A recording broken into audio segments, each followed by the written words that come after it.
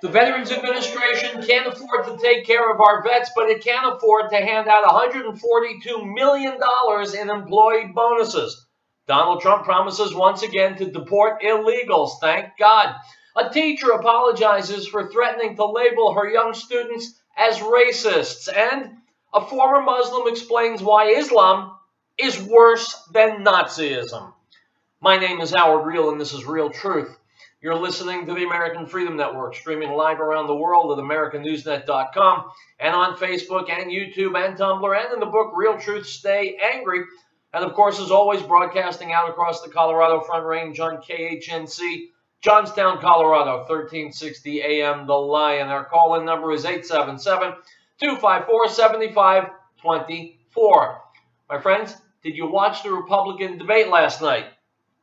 You know I did. I've already posted my ratings for each of the candidates on my Facebook page, Riell Truth Radio. Look at it. Let me know what you thought. Item from Breitbart. Wednesday on MSNBC's Morning Joe, Republican presidential candidate Donald Trump said to remove the estimated 12 million illegal immigrants living in the United States, he would have a, quote, deportation force, unquote. Stop. That's a lie. No, I don't mean that what Trump said.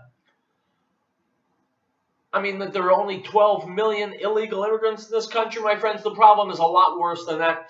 I've seen estimates in many places that put the number at 20, even 25 million. And common sense tells me that that number is probably far more accurate than the little 12 million number that most of the media is using. Just to give us an idea of the true scope of this problem, let's continue. Trump said, quote, you're going to have a deportation force, and you're going to do it humanely. And you're going to bring the country, frankly, you have excellent, wonderful people, fantastic people who've been here for a period of time. Don't forget, you have millions of people that are waiting on a line to come into this country and come in legally.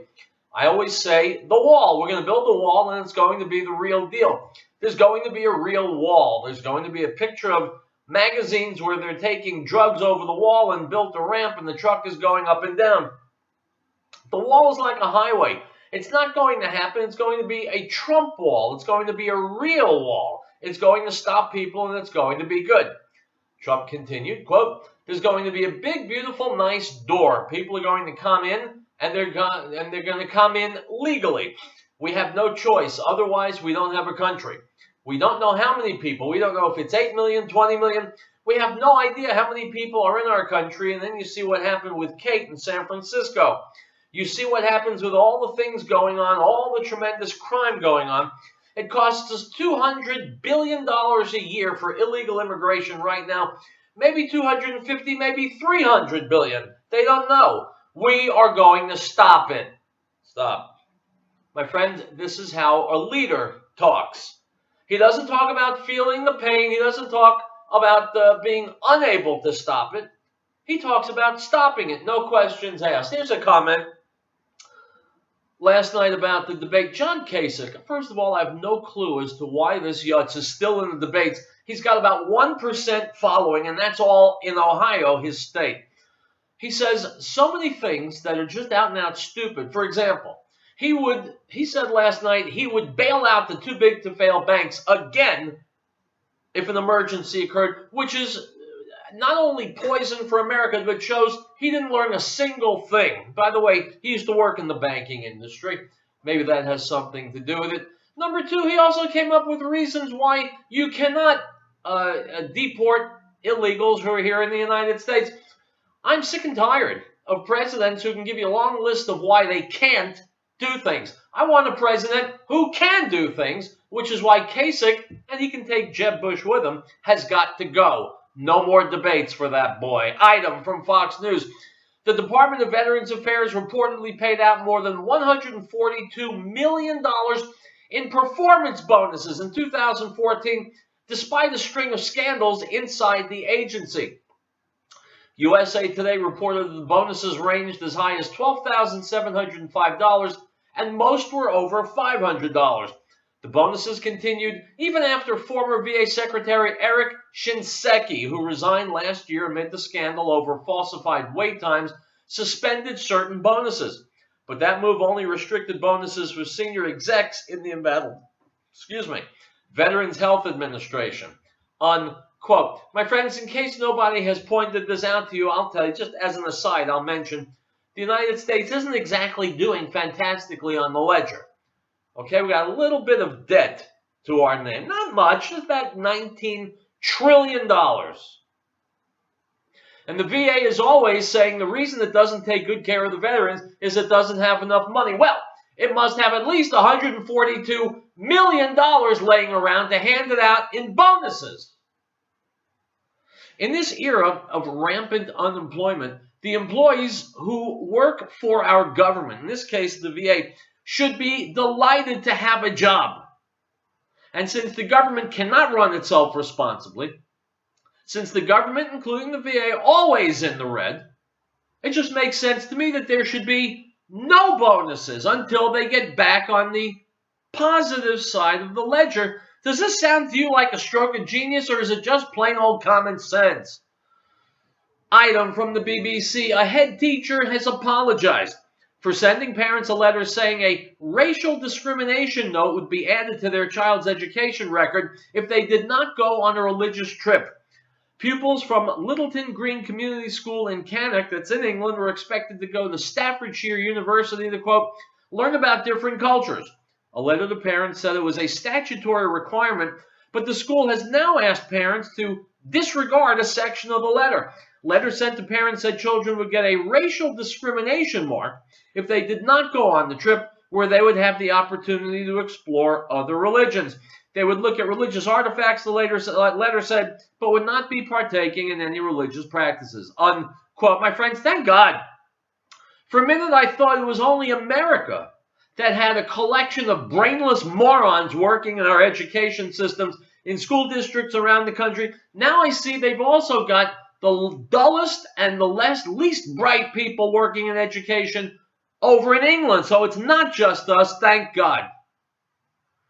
Putting a racial discrimination tag on a young child may be the stupidest thing I've ever heard in my life. It may not. I'll have to think about it and I'll get back to you. But that's what we've got in education. We've got people who are too stupid to do anything else, and so they're there to make sure that they ruin young children's lives. It's Wednesday, and it's Riell Truth. I don't intend to ruin anybody's life. In fact, just the opposite. I'll be right back.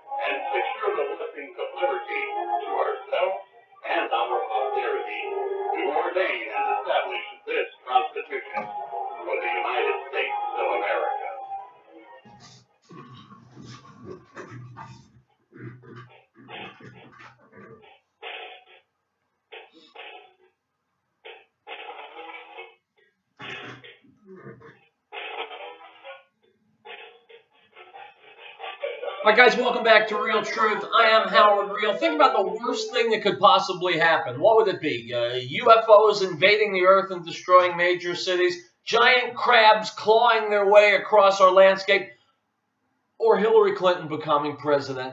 God forbid. Here's a report from Fox News. Ted Cruz, he was great on the debate last night. A lot of people were really good on the debate last night. Jeb Bush was not. John Kasich was not. They should both drop out of the race today. Here's Ted Cruz. He made a point last night, and he's right. He says if the GOP embraces amnesty for illegals, Hillary Clinton will win. Between you and me, I'll take the UFOs firing lasers at us. Here's the report from Fox News.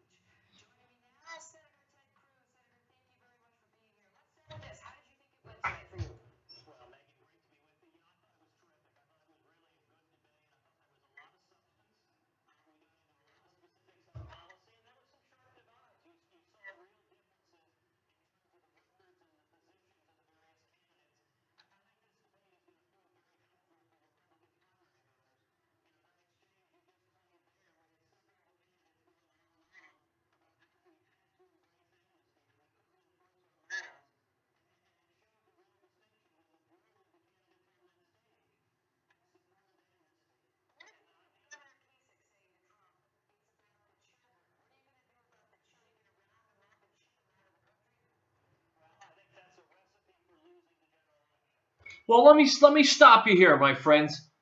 Senator Cruz is right. It is a recipe for losing the general election, and he's going to talk about that in a minute. But I want to tell you, Kasich said a lot of stupid things last night. One of them was this, which Megyn Kelly just said. What about the children? What about the Mexican children who have been brought here illegally? What about I don't give a rat's ass about the Mexican children who are here? Of course, they have to be treated humanely. But Kasich's point was that, well, you can't send them back where they came from. Not only should they be sent back where they came from, I think John Kasich should be sent with them. The role of the United States is not to suffer wound after wound and injury after injury, because after all, what are you going to do? Send them back? The role of any sovereign nation is to defend its interests and those of its citizens. If Mr. Kasich is too weak-willed to understand that and to stand up for that, what on earth is he doing, even for a moment, running for president? Let's go back to Ted Cruz on Fox. Because if the Republican Party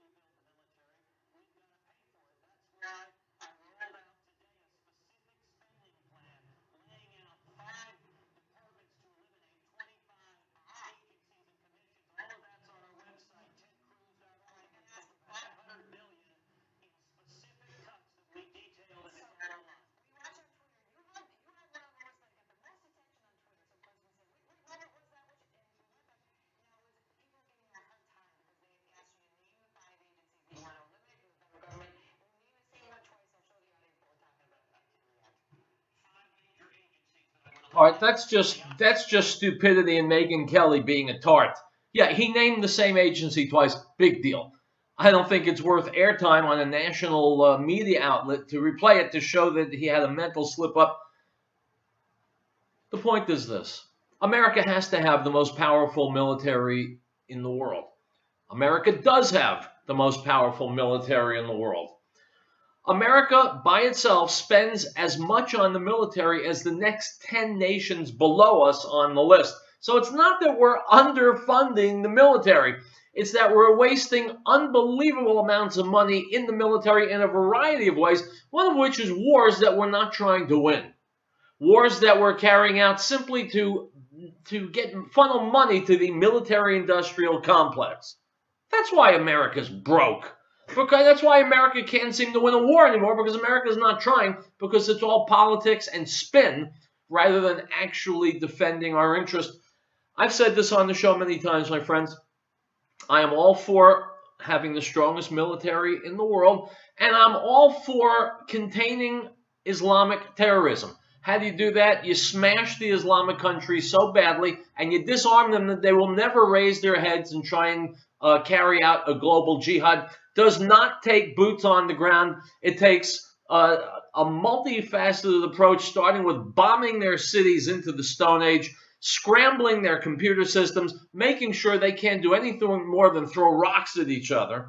And once we do that, our world will be safer, and you'll begin to see how much money we can sock away under the mattress when we don't have to spend it on every Muslim kook out there who's got a bomb in his underwear. Okay, I think I've had my say. Item from Jews News. Republican Governor Greg Abbott of Texas signed into law a bill allowing his state's clergy to refuse to officiate marriage ceremonies that violate their religious beliefs. Abbott said it's vital that religious leaders are secure in knowing, quote, that religious freedom is beyond government's reach. Pastors now have the freedom to exercise their First Amendment rights, said Abbott during the signing ceremony of the so-called Pastor Protection Act, held outside the government's mansion. Freedom of religion is the most sacred of our rights, and our freedom to worship is secured by the Constitution.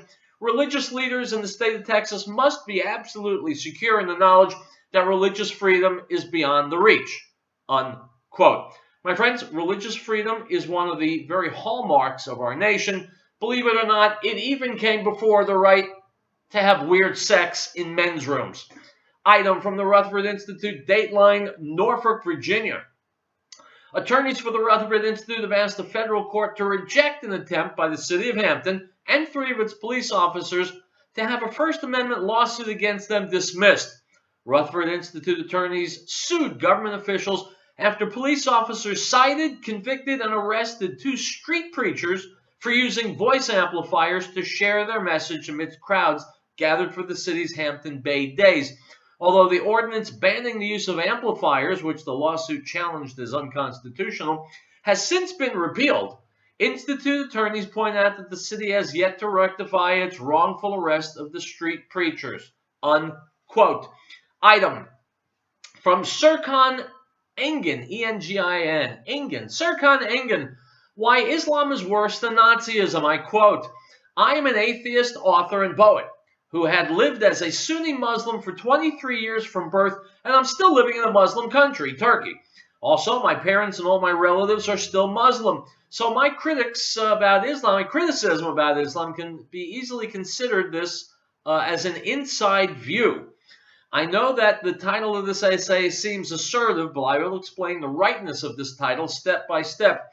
First of all, you have to learn about Islam that if you're an outsider, a non-Muslim, for example, a Christian, an atheist, a Buddhist, a Jew, or whatever, all Muslims have the, quote, right of killing and raping you, grabbing all your property, your country, land, money, and anything else. They take this right from the book of their belief, the Quran. In other words, they take this right from their belief's core, the theology of Islam. Here are some examples of this in verses from the Quran. All non-Muslims, all heretics, Christians, Buddhists, atheists, Jews, etc., describing them as those who wage war against Allah and His messenger, Muhammad. They wish you to disbelieve as they disbelieve, so you would be alike. So do not take. Look at the current situation in Syria. How can Islamist terrorists slaughter Alawite people or rape Christian women so easily? Because they take this right from their belief, and they believe that they will go to heaven because of these vandalistic actions against, quote, outsiders who are out of Islam, who don't believe the same religious tenets. In other words, those who are the heretics according to their belief. Some Muslims say, but they are not real Muslims. This is a big lie. This is the exact form of real Islam because these vandalistic actions are in accord with the orders of Quran. You've heard many times that Islam is a tolerant religion. That is the biggest lie you can hear all over the world, and this lie is used as a mask to hide the terrible face of Islam. There is no difference between Islam and Islamism. This is the main error that the modern world makes about Islam. There are not different forms as Islam and Islamism. They are the same thing, and they have the same content. This separation is only an illusion, and it's used by Muslims to hide the brutal, hateful, oppressive, murderous, genocidal face of Islam. Islamic theology is based on the verses of the Quran and Hadith.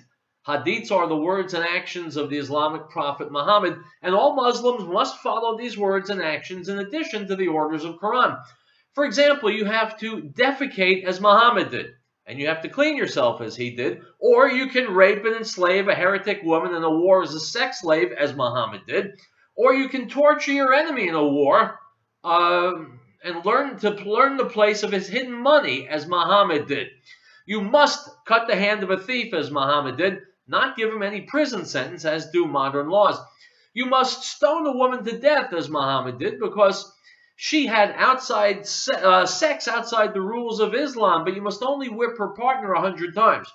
If you are a Muslim, you can never set them free while considering that their sexual actions about their own personal relations and freedom in accordance with modern law. You must definitely apply the punishments of Muhammad, such as stoning the woman to death and whipping her partner 100 times if you want to be a good Muslim. You must kill the man who left the belief of Islam, as Muhammad did. You can't say this is his own choice and he has the freedom of thought and belief, because it's an order of the Quran that you must kill the persons who were Muslim before and then left the Islamic religion. You must kill all homosexuals according to the orders of Islam. No Muslim can say according to Islam that their sexual orientation is their own natural right in accordance with the human rights norms of our age. Unquote. My friends, you know this stuff just like I do, right? We know the truth, even if our president doesn't. We'll be back. Last two presidents. Howdy, folks. Have you ever thought about having your own backyard chickens? Now you have a source for certified organic, no GMO, no soy chicken feed. HappyHens.biz can even deliver, or you can pick up. Call me, Tim, at 303-829-5948, or go to HappyHens.biz for pricing and ingredients. Now the author of a brand new book joins us, A Disgrace to the Consider Bugatti reminds everyone the chance of involvement in an auto accident rises dramatically with the consumption of alcohol or use of drugs. Please think before you drive. Don't let drugs or alcohol ruin your life or take the lives of others. You are responsible for your own safety as well as the safety of those around you. This message from Rehabilitation and Nursing Center of the Rockies. For information on their services, call 970-484-7981. Great Plains Power has been providing reliable electrical power systems in the Rocky Mountain area since 1992. Our systems rely on the sun to help make you self-reliant for your power needs. Solar energy can be scaled to fit any situation, from complete power independence to backup power for the short term. Our expertise focuses on standalone power, but we have extensive experience with utility interactive systems as well. Custom catered capabilities as modest and emergency lighting all the way to commercial scale power. Great Plains Power is a full service company. We service everything we sell. We provide and design turnkey packages, custom design system, and parts for do-it-yourself. With more than 20 years of specialized experience at your disposal, let us know what your power concerns or goals are. Reach us by phone or the internet. Call 303-239-9963. That's 303-239-9963.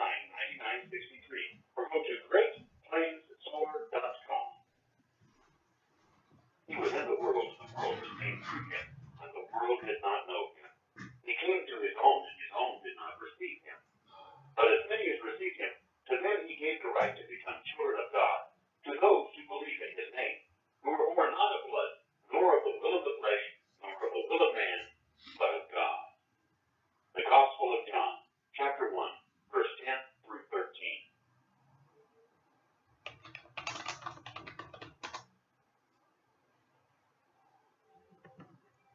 Article 4.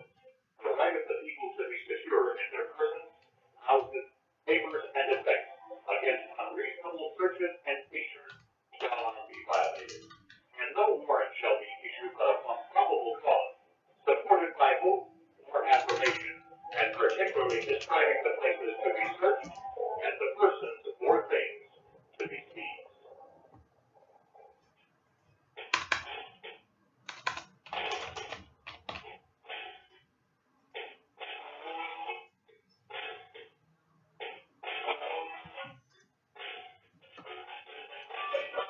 All right, guys, welcome back to Riell Truth. Howard Riell, your humble host. You're a host anyway.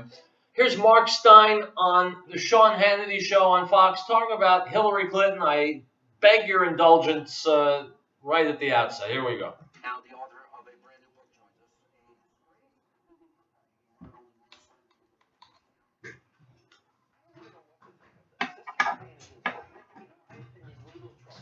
We have this Oral Clark in Kentucky, we'll talk about in a second.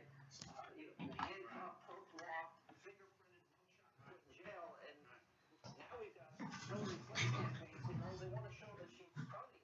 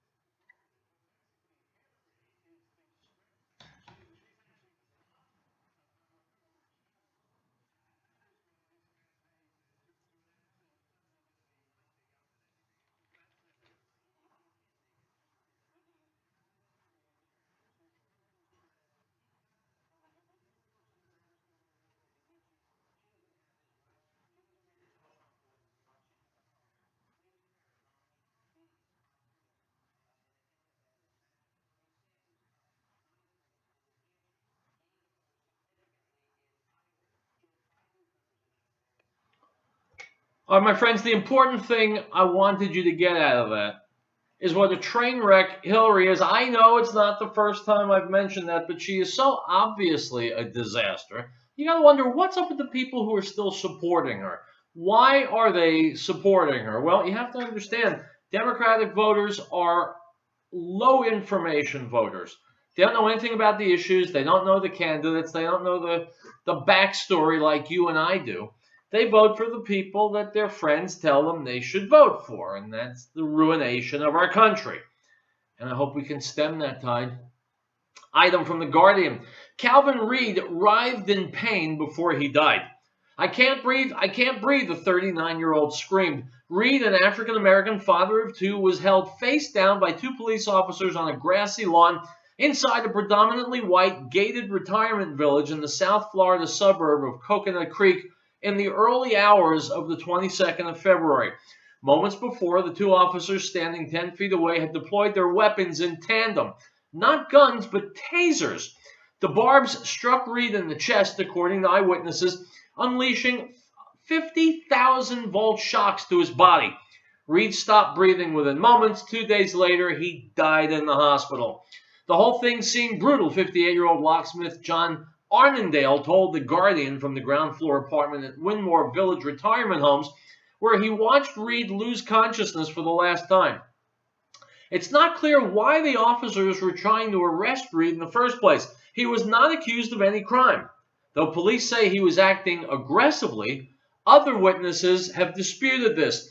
They didn't have to taser him to stop him, Arnendale said. There were 4 of them, and he wasn't huge or particularly athletic.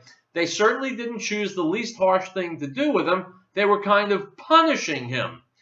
While deadly police shootings in the United States have gained international attention this year, Reed is one of 47 lesser-known people who lost their lives after law enforcement officers deployed a taser, according to The Counted, an ongoing Guardian investigation documenting fatalities that follow police encounters.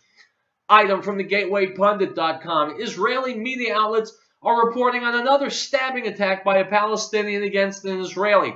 In this incident, it was a Palestinian woman clad in black Muslim garb from head to toe who sauntered up to a security checkpoint in the Israeli town of Beitar Illit. Surveillance video shows the woman walking up the side of a road to the checkpoint. A male security guard politely stops her. The woman presents her ID as the two converse. The guard is completely at ease and does not keep a safe distance from the woman. As the guard appears to be checking the woman's ID via a portable device, the woman casually pulls her right hand out of her purse as if looking for something. She suddenly pulls out a large knife and attempts to stab the security guard, who raises his arms and steps back. Unquote. My friends, these are demons. They're not human beings like you and me. They're evil. A woman pulling out a knife and casually trying to stab another human being to death. They are a human form of cancer. They're Ebola in human form. And they have to be gotten rid of. And the fault for an atrocity like this lies in the Knesset, where the leaders of Israel, after almost 7 decades, have never cured this easy-to-cure disease. The Palestinians cannot be allowed to remain. I'm not aware of any country that wants Palestinians. Not even their fellow Arabs want them. But certainly Israel needs to get the hell rid of them. And until it does, this kind of horror is going to keep on happening. Item from the Associated Press, Dateline Jerusalem. A Palestinian attacker rammed his vehicle into a group of Israelis standing at a hitchhiking station in the West Bank on Sunday, wounding 4 of them before he was shot dead by paramilitary officers, Israeli police said. Police spokeswoman Luba Samri said 2 of the Israelis were moderately wounded in the attack, the latest in nearly 2 months of violence across the region. Unquote. My friends, what I said before still goes. No reason for the Palestinian Nazis to still be in Israel. Item from ConservativeTribune.com. President Barack Obama's past has been called into question over the 6+ years of his presidency. The odd lack of verifiable records has been the subject of more than one conspiracy theory. But an old high school friend of Obama from Hawaii, Mia Marie Pope, has dropped a bombshell concerning how our current president identified himself in high school, which could lead to answers to many questions concerning his past. My friends, I'm going to come back to this item when we return, so make sure that you return. Right back.